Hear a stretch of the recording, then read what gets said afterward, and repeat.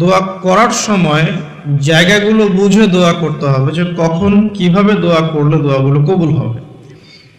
প্রথম কথা হচ্ছে, দোয়া করার শুরুতে আপনি দরুদ পড়বেন।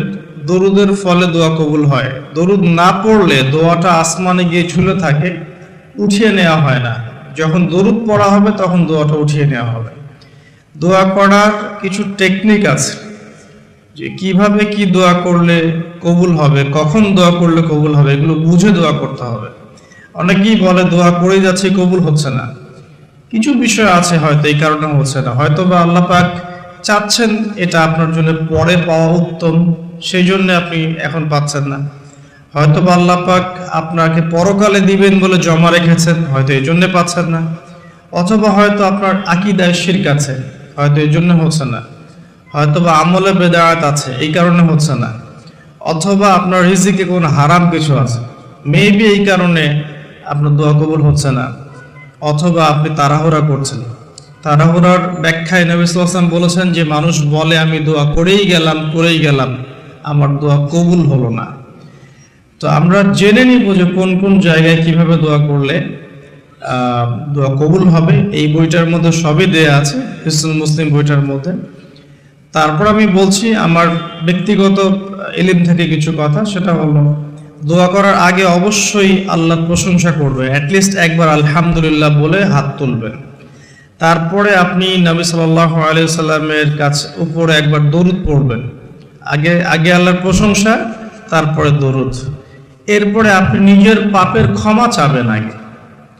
আপনি পাপ করেন বা না করেন, আগে বলবেন রব্বিক ফিরলি, আল্লাহ আমাকে মাফ করে দাও, পাপ করেন বা না করেন। এটা সুলাইমান আলাইহিস সালামের সেই দোয়া থেকে আমি শিক্ষা নিয়েছি। সুলাইমান আলাইহিস সালাম যে বিখ্যাত দোয়ায় বলেছিলেন যে আল্লাহ আমাকে এমন মুলক এবং রাজত্ব দান করুন, যে মুলক আর রাজত্ব আপনি কাউকে কখনো দেননি। এই দোয়ার শুরুতে তিনি বলেছেন রব্বিক ফিরলি, আল্লাহ আমাকে মাফ করুন। তো এটা আদব, দোয়ার আদব হচ্ছে আগে নিজের ক্ষমা চাওয়া, আল্লাহর কাছে নিজের ভুলের ক্ষমা চাওয়া, তারপরে দোয়া করা। হামসানা, দরুদ, এরপরে আপনি ক্ষমা চাবেন।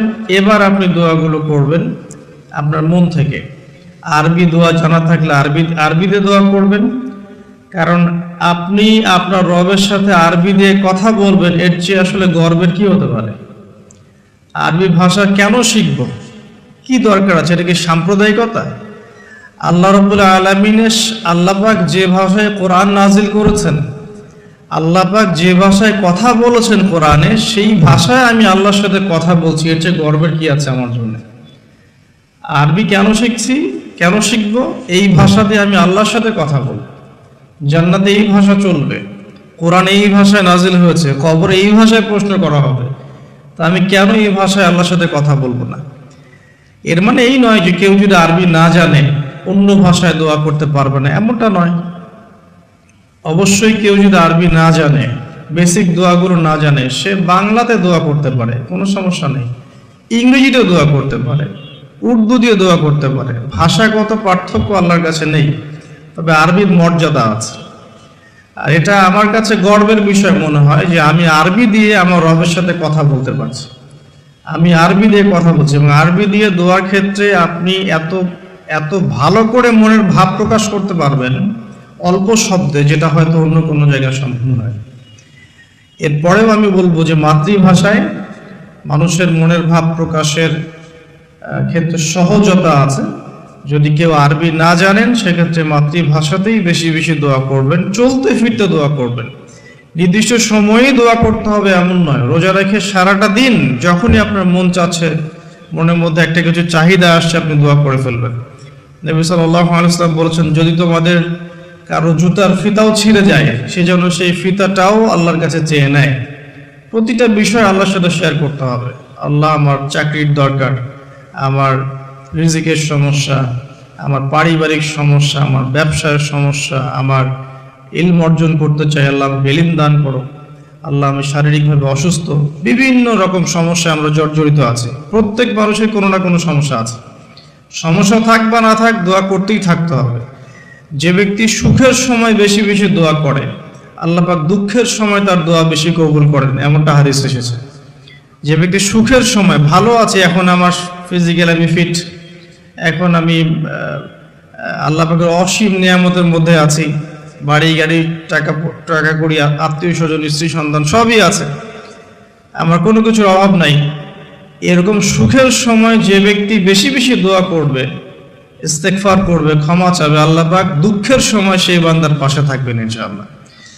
আর সবচেয়ে বড় দুঃখের দিন তো কিয়ামতের দিন, আল্লাহ পাক সেদিন ইনশাআল্লাহ আমাদের সাথে থাকবেন ইনশাআল্লাহ তাআলা। দোয়ার আগে এই আদবগুলো মেনটেন করবেন। বাংলা ভাষায় দোয়া করেন যদি আরবি না জানেন, আর আরবি জানার দিকে আমি বেশি জোর দিচ্ছি, আরবি জানলে বেশি ভালো হয়। 3 ব্যক্তির দোয়া ফেরত দেওয়া হয় না। একজন মুসাফির, যে ব্যক্তি সফরের মধ্যে আছে, আল্লাহর কাছে দোয়া করলেই দোয়া কবুল হবে ইনশাআল্লাহ। একজন ব্যক্তি যে পিতা বা মাতা হয়েছে, তার সন্তানের জন্য দোয়া করলে দোয়া কবুল হবে ইনশাআল্লাহ। আরেকজন হচ্ছে সে ব্যক্তি যে ব্যক্তি রমাদান মাসে বা অন্য যে কোনো সময় রোজা রেখেছে, সওম রেখেছে, সওমরত অবস্থায় তার দোয়াকে ফেরত দেওয়া হবে না। স্পেশালি সে যদি ইফতার করতে থাকে, সেই সময়ের দোয়াকে তার ফেরত দেওয়া হবে না ইনশাআল্লাহ। তো আমরা বেশি বেশি দোয়া করব রমাদান মাসে ইনশাআল্লাহ আযজা ওয়া জাল। আমি দোয়ার জন্য একটা বই সাজেস্ট করছি, সেটা হচ্ছে হিসনুল মুসলিম। এই বইটার মধ্যে প্রচুর দোয়া দেয়া আছে এবং অথেন্টিক সবগুলোই মাশাআল্লাহ। শেষের দিকে কিছু ঝাড়ফুঁক অংশ আছে। কারো যদি চোখ লাগা বা বদনজর বা জিন ঘটিত সমস্যা থাকে বা তাবিজ কবজ জনিত কোনো সমস্যা থাকে, এগুলো ট্রুথ, এগুলো সত্য, এগুলো কোনো আনসাইন্টিফিক বিষয় নয়। আর কোনো কিছু আনসাইন্টিফিক হলে যে ইসলামিক হবে না এমনও নয় বিষয়টা। তো হিসনুল মুসলিম বইটা আপনারা কালেক্ট করতে পারেন। সেখানে প্রথম অংশ আছে দোয়া এবং জিকির অধ্যায়, এবং শেষের অংশটা আছে ঝাড়ফুঁক অধ্যায়। আপনারা মিনিমাম প্রথম অংশটুকু মুখস্থ করে ফেলতে পারেন। হিসনুল মুসলিম বইটা সাজেস্ট করলাম। এবং দোয়া করার কিছু টাইম আমি বলছি যে এই সময়গুলো আপনি বেশি বেশি দোয়া করতে পারেন। রোজা রেখে সারাদিন দোয়া করতে পারেন যে কোনো সময়, স্পেশালি নামাজের সেজদায়। একটা সেজদাও যেন বাদ না যায় যেখানে আপনি কোনো দোয়া করেন নাই। অ্যাটলিস্ট আপনি কিন্তু সেজদায় তাসবিহ পড়েই বলতে পারেন, আল্লাহুম্মা আতিনা ফিদ দুনিয়া হাসানা ওয়া ফিল আখিরাতি হাসানা ওয়া কিনা আযাবান নার, আল্লাহুম্মা আইন্নি আলা যিকরিকা ওয়া শুকরিকা ওয়া হুসনি ইবাদাতিক। যে কোনো দোয়া, আল্লাহুম্মা আনতাস সালাম ওয়া মিনকাস সালাম ফাহাইয়িনা রাব্বিনা বিসসালাম, আল্লাহুম্মা ইন্নী আসআলুকাল হুদা ওয়াত তুকা ওয়াল আফাফা ওয়াল গিনা। কত দোয়া আছে। রব্বি হাবলি মিনাস সালিহিন, আল্লাহুম্মা রব্বানা আতিনা ফিদ দুনিয়া হাসানা ওয়া ফিল আখিরাতি হাসানা ওয়া কিনা আযাবান নার, রব্বিরহামহুমা কামা রাব্বায়ানি সাগীরা, রব্বানা আতিনা মিন লাদুনকা রাহমা ওয়া হাইয়্ লানা মিন আমরিনা রাশাদা। প্রচুর দোয়া আছে, দোয়ার উপরে সেশন করা যাবে। আপনি সেজদায় বেশি বেশি দোয়া করেন, মিনিমাম 1টা 2টা 3টা করে দোয়া করার চেষ্টা করেন। যদি আরবি না জানেন, আপনি নফল নামাজে, সুন্নত নামাজে বাংলাতেও দোয়া করলে ইনশাআল্লাহ কবুল হবে। আল্লাহ পাক সমস্ত ভাষায় বোঝেন ইনশাআল্লাহ তাআলা। সেজদায় দোয়া করেন বেশি বেশি। আমি সাজেস্ট করব যে রমজান মাসে আপনি 2 আজানের মাঝখানে দোয়া করবেন। আজান হয়েছে, আজানের সময় দোয়া করলে দোয়া কবুল হয়ে যায়। আজান এবং একামতের মাঝখানে দোয়া করলে দোয়া কবুল হয়ে যায়। রমাদান মাসে লাইলাতুল কদর আছে, শেষ দশকের বেজর রাতগুলোর মধ্যে আমরা একে পাবো। যদি কেউ লাইলাতুল কদর পেয়ে যায়, সেই রাত্রে যে দোয়া করবে সে দোয়াগুলো কবুল হবে ইনশাআল্লাহ তাআলা। কাউকে ইফতার করানোর পর দোয়া করলে দোয়া কবুল হতে পারে ইনশাআল্লাহ। দান সাদাকা করার পর দোয়া করলে দোয়া কবুল হতে পারে ইনশাআল্লাহ। হয়তো বৃষ্টি হচ্ছে, আপনি বৃষ্টি দেখে দোয়া করলেন, দোয়া কবুল হবে ইনশাআল্লাহ।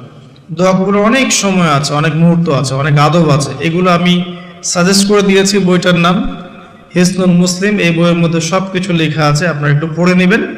আমি এখানে বেশি টাইম দিলে পর্যায়গুলো কভার করতে পারবো না। আল্লাহ পাক আমাদেরকে বেশি বেশি দোয়া করার তৌফিক দান করুন, আমিন। আর এরপরে রমাদান মাসে সওম রেখে আমরা বেশি বেশি জিকির করতে চেষ্টা করব। জিকির বলতে কি বোঝাচ্ছে? আল্লাহ রাব্বুল আলামিন তাকে ডাকার জন্য, তাকে স্মরণ করার জন্য যে বিষয়গুলো মাধ্যম হিসেবে দিয়েছেন, এগুলো প্রত্যেকটাই কিন্তু জিকির। সালাতও এক প্রকার জিকির, আমাদের কোরআন তেলাওয়াতও এক প্রকার জিকির। আমরা এইখানে জিকির বলতে যা বোঝাচ্ছি সেটা হচ্ছে ডেইলি কিছু জিকির আমরা করি, যেগুলোর মধ্য দিয়ে আমরা আমাদের জিহ্বাকে তরতাজা রাখবো, সিক্ত রাখবো। আমরা সব সময় আজে বাজে কথা বলার চাইতে এই কোরআনের কথা, হাদিসের কথা বা আল্লাহ পাকের তাসবিহ তাহলিল এগুলো তো অভ্যস্ত হলে পরে দেখবেন রমাদানের সওমের আধ্যাত্মিকত্ব বাড়ছে ইনশাআল্লাহ। এটা আপনি প্রমাণিত যে আপনি 1 ঘন্টা অহেতুক কথাবার্তা বলেন কারোর সাথে, আপনার মনের নূরগুলো নষ্ট হয়ে যাবে। এবং আপনি 1 ঘন্টা চুপ করে থাকেন, দেখবেন চুপ করে থাকার ফলে আপনার মধ্যে অনেক চিন্তা আল্লাহর পক্ষ থেকে ইনস্টল হচ্ছে, ভালো চিন্তাও আসে আর শয়তানের পক্ষ থেকে খারাপ চিন্তা আসতে পারে চুপ করে থাকলে। আর যদি আপনি বেশি বেশি জিকির করতে থাকেন, ফর এক্সাম্পল 100 বার সুবহানাল্লাহ, ফর এক্সাম্পল আলহামদুলিল্লাহ, আল্লাহু আকবার, লা হাওলা ওয়ালা কুওয়াতা ইল্লা বিল্লাহ, আস্তাগফিরুল্লাহ ওয়া আতুবু ইলাইহি, হাসবি আল্লাহ নি'মাল ওয়াকিল। আপনি বলছেন লা ইলাহা ইল্লাল্লাহ অথবা লা ইলাহা ইল্লাল্লাহ ওয়াহদাহু লা শারীকা লাহু লাহুল মুলকু ওয়া লাহুল হামদু ওয়া হুয়া আলা কুল্লি শাইইন কাদির, সুবহানাল্লাহি ওয়া বিহামদিহি সুবহানাল্লাহিল আযীম অথবা সুবহানাল্লাহিল আযীম ওয়া বিহামদিহি। এরকম প্রচুর জিকির দেয়া আছে, কিন্তু এই বইয়ের মধ্যে দেয়া আছে। এগুলো যদি নিয়ম করে করি, আমরা একটা সময় ফিক্স করে করি যে আমি এই 1 ঘন্টা ফজরের নামাজের পরে এই জিনিসগুলো করব, তাহলে কিন্তু আপনি আপনার রোজার মধ্যে ইফেক্টিভ বিষয়গুলো খুঁজে পাবেন। তবে আমি এটা সাজেস্ট করি যে আপনি চলতে ফিরতে এই কাজগুলো করবেন। ঢাকা শহরে আমরা যারা থাকি, আমরা জ্যামের সাথে অভ্যস্ত। আমি বলবো যে জ্যাম যেমন একটা আযাব আমাদের জন্য, আমরা মানে বস্তুবাদিতার পিছনে বেশি ছুটছি, তো আল্লাহ পাক এই জন্য আমাদের সময়টাকে খেয়ে ফেলছে। এত দ্রুত তুমি দুনিয়ার দিকে ছুটতে চাও, থাকো, বসে থাকো এখানে। যত বেশি ছুটবেন তত বেশি আল্লাহ পাক পিছিয়ে দিবেন। দুনিয়ার দিকে আপনি যত বেশি ছুটবেন আপনাকে আল্লাহ পাক তত পিছিয়ে দিবেন। তবে মুমিনরা এটাকে নিয়ামত মনে করতে পারে। আপনি জ্যামে বসে 1 পারা কোরআন তেলাওয়াত করতে পারবেন। আমি চেষ্টা করি, জ্যামে বসে আছেন আপনি এই তাসবিহ তাহলিলগুলো